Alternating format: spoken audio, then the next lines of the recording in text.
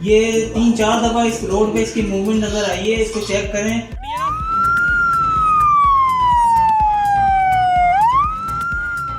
ये असल में जो हमारी मोबाइल है, जो इस कार्ड हम यूज़ करते हैं पुलिस की पेट्रोलिंग में, क्राइम प्रिवेंशन में, तो मेरे नज़दीक तो उसकी यूटिलिटी कोई भी नहीं है। उसका कोई इस्तेमाल जो है वो मॉडर्न तरीके पे नहीं है।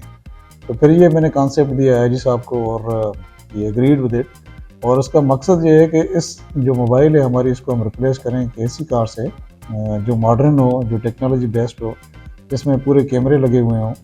और न सिर्फ ये कि वो पेट्रोल करे, बल्कि वो आसपास जो भी उसकी एनवायरनमेंट है वो भी स्ट्रीम करे एक स्पेसिफिक कंट्रोल रूम को या एक ऑपरेशन रूम को। तो उसमें फिर हमने एक्सपेरिमेंट के तौर पे हमने एक गाड़ी बनाई है। और है तो वो गाड़ी आम सी गाड़ी है, और उसमें हमने 8 कैमरे लगाए हैं। उसमें कैमरों में से एक एएनपीआर कैमरा है, उसमें फेशियल रिकग्निशन है।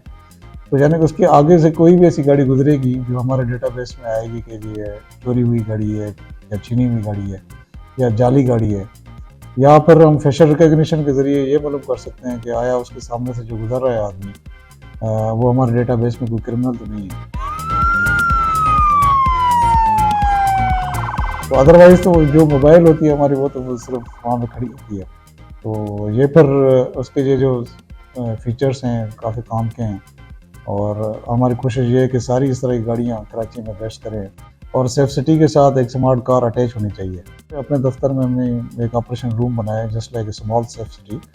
तो उसको हम इस गाड़ी के साथ अटैच करेंगे, और कोशिश ये करेंगे जो गाड़ियाँ जितनी ज़्यादा हो सकें इस शहर में वो आए, ताकि कोई टेक्नोलॉजी बेस्ड यानी कि गाड़ी तो हो अब कम अज़ कम हमारे पास।